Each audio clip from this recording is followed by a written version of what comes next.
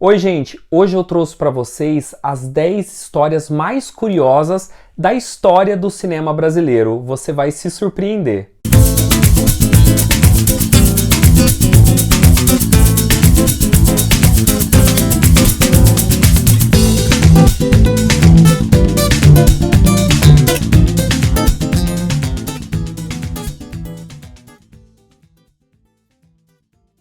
Oi, pessoal, olha só.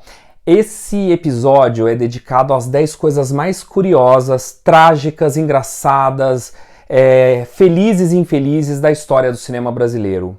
Essa pesquisa é fruto ela está no primeiro capítulo do meu livro Cinema Brasileiro no Século XXI, que é um livro que traz mais de 80 entrevistas e pesquisas sobre como funciona o cinema brasileiro na área de distribuição, produção, atuação, as oportunidades de atuação. Tem entrevistas maravilhosas com o Wagner Moura, o Selton Mello, legislação. Eu fiz uma enorme entrevista com o diretor da Ancine, Manuel Rangel, exibição, como é o mercado exibidor no Brasil hoje, como é o mercado de festivais aqui no Brasil e no mundo, e claro, o ensino e as oportunidades para quem quer trabalhar com cinema no século XXI, cheio também de dados, fatos, tabelas muito bacanas para quem estuda. Felizmente, cinema brasileiro é aí a bibliografia básica de várias faculdades de cinema aqui no Brasil e em Portugal também. Mas hoje o assunto está ligado ao primeiro capítulo do livro, que é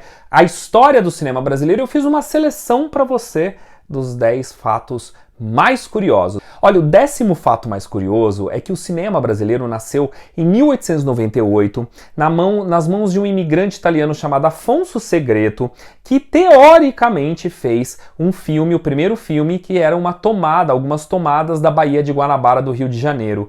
Por que teoricamente? Bom, eu considero o início, porque há fortes indícios por conta de uma nota no jornal carioca de que, de fato, esse filme havia sido feito. Acontece que ninguém sabe onde foi parar o filme. Ninguém conhece quem viu o primeiro filme do cinema brasileiro. A nona curiosidade, e olha, essa lista aqui tá fazendo em ordem cronológica, sendo a 10ª mais antiga, e a gente vai chegar até próximo dos dias de hoje.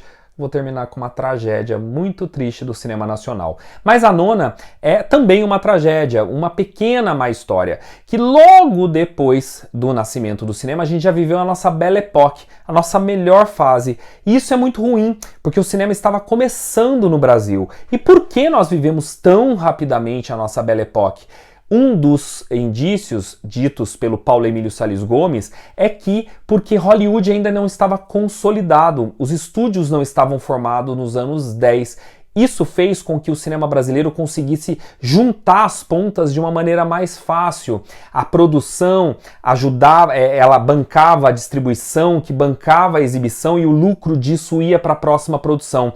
Esse rico circuito fechado acabou alimentando bons filmes da época. O destaque vai para filmes como Os Capadócios da Cidade Nova, de 1908, A Viúva Alegre, de 1909, A Geisha, também do mesmo ano, e O Sonho de Valsa. Também nessa época fizeram sucesso filmes que representavam grandes crimes urbanos da época, como Os Estranguladores e O Crime da Mala. O 8º item curioso da história do cinema nacional é a primeira tentativa de industrialização do cinema brasileiro, que acontece nos anos 30, com produtoras como a Cinearte e a Cinédia, que geraram filmes como Ganga Bruta, do Humberto Mauro, nessa tentativa de industrializar na toada da industrialização que vinha do governo Getúlio Vargas. Só que a tentativa de industrialização do cinema brasileiro era muito fomentada pelas revistas culturais, como Para Todos, Selecta, que queriam tentar mostrar que o cinema precisava industrializar, sabe como? Explorando o exotismo, a natureza, sempre num tom cômico do Brasil. Então, a terceira curiosidade aqui, né, ela é essa tentativa de trazer esse tropicalismo para o cinema brasileiro numa tentativa de industrialização. e não deu certo. Mas o que deu muito certo, e aí em sétimo lugar, nosso fato fantástico, aí lindíssima essa história, foi a Atlântida, uma tentativa carioca de trazer comédias, as chanchadas, e que fizeram um enorme sucesso de bilheteria no Brasil. As chanchadas são comédias mais superficiais, mas que também tinham uma certa dose de profundidade, porque elas riam dos estereótipos do brasileiro, dos regionais, e também das grandes produções que vinham de Hollywood, como Nem Sansão Nem Dalila, que colocou o Grande Otelo como um Sansão histérico no Rio de Janeiro, que falta alimentos, a paranoia, muito inspirado no que acontecia na época do Getúlio Vargas também. A Atlântida trouxe filmes maravilhosos como O Fantasma por Acaso, Carnaval de Fogo, O Aviso aos Navegantes e O Moleque Tião, com grandes atores como Dercy Gonçalves, Grande Otelo e Oscarito. A sexta curiosidade do cinema nacional, na verdade, é uma grande tragédia, mas que também nos deve dar orgulho. Foi a tentativa paulista de industrialização, a Vera Cruz. Criada pelo Francisco Matarazzo e o Franco Zampari, o grande equívoco deles foi tentar fazer uma espécie de copia e cola do sistema hollywoodiano, quando na verdade isso não ia funcionar. Por quê? Não ia funcionar porque a economia americana era diferente da brasileira e o sistema de estúdios lá foi num contexto completamente distinto. Mesmo assim, a Vera Cruz produziu grandes obras, trouxeram grandes nomes do cinema italiano, inclusive o Alberto Cavalcanti, que veio a peso de ouro da Itália para cá, para aprimorar o som, a direção de arte, a fotografia e obras magníficas. O problema é que os filmes não se pagavam.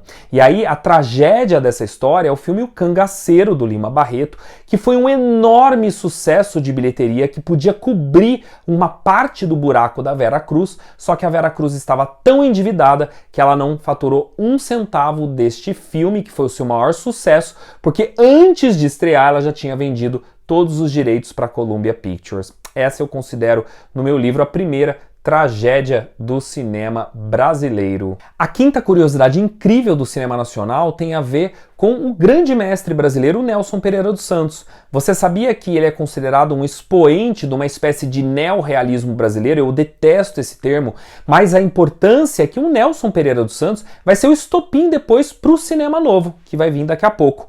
Nelson Pereira dos Santos é um pioneiro em levar a câmera para a periferia das grandes cidades. Filmes como Rio 40 Graus e Rio Zona Norte levou a câmera lá para a periferia para mostrar a realidade do subúrbio de grandes cidades, como ainda era a capital carioca. Nelson Pereira é cultuado e ele foi fundamental para impregnar de realismo o cinema e posteriormente até mesmo a televisão.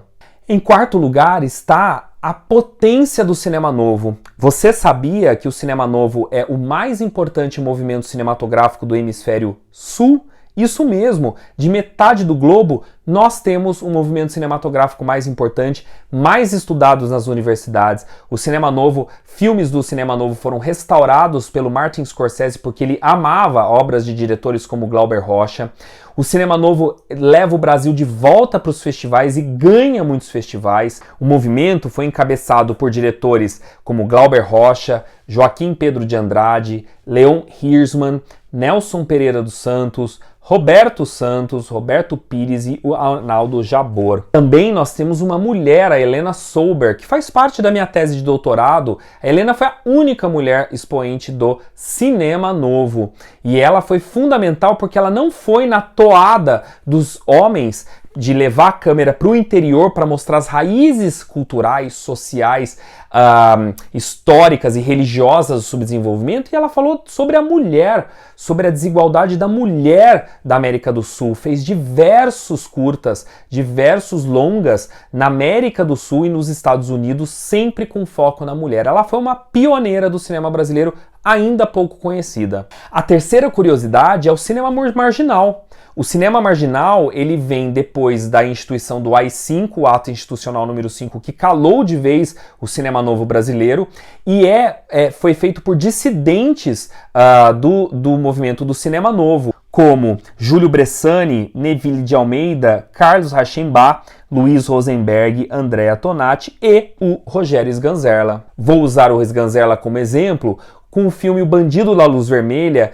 como ele, nesse filme, continua fazendo críticas sociais e políticas do Brasil, mas como havia uma capa de um filme de aventura e de bang bang baseado num bandido real, a ditadura militar não censurou. E O Bandido da Luz Vermelha foi uma forma muito criativa que os paulistas tiveram de continuar discutindo os grandes problemas sociais do país. A segunda curiosidade que eu trago, já bem próximo nos dias de hoje, você sabia que a Embrafilme, a empresa brasileira de filmes, foi responsável por metade das grandes bilheterias do cinema brasileiro em toda a sua história? Filmes como Dona Flor e Seus Dois Maridos fizeram impressionantes 10 milhões de espectadores, seguidos por A Dama da Lotação, que fez 6,5 milhões, Lúcio Flávio, Passageiro da Agonia, com 5,4 milhões, sem falar nos sucessos dos filmes dos Trapalhões, que atingiam marcas acima de 4 milhões de espectadores. Mas essa história não é também das melhores. A Embrafilme virou uma panelinha em que os recursos eram sempre destinados para as mesmas pessoas, não havia transparência e acabou sendo muito criticado e chutado pelos próprios cineastas, até que nós chegamos ao item 1 da nossa lista de hoje. O item 1 é o fim do cinema brasileiro. No dia 16 de março de 1990, o então presidente Fernando Collor extingue a Lei de Incentivo, a Lei Sarney, também extingue a Fornarte, a Fundação Nacional das Artes, a Fundação do Cinema Brasileiro, a Embrafilme, o Concine, que é o Conselho de Cinema, e acaba com o cinema nacional. Para você ter uma ideia, eu vou ler até alguns dados para você. O cinema brasileiro, o público do cinema nacional era de 35% em 83, para 10% em 90 e foi para zero em 1993, que foi o primeiro reflexo do fim de tudo. O Collor, que tinha um modelo neoliberal do seu governo, achava que a cultura devia competir diretamente com a cultura e o cinema que vinha de fora. Como resultado, nós tivemos uma geração perdida. O cinema brasileiro foi pro brejo, pro buraco. Gerações de cineastas que se formaram e tiveram que migrar para a publicidade ou trabalhar na televisão ou ir trabalhar no exterior ou com coproduções, como foi o caso do Walter Salles com filmes como Terra Estrangeira, feito em Portugal. Essa interrupção do cinema brasileiro custou muito caro, mas há um final feliz. Nós tiramos o Collor do poder e depois o Itamar Franco retoma as leis de incentivo com a Lei Rouanet e aí a gente chega à retomada do cinema brasileiro em 1995 com Carlota Joaquina, mas isso é assunto para um outro episódio. Espero que vocês tenham gostado dessas 10 curiosidades da história do cinema brasileiro. Até mais!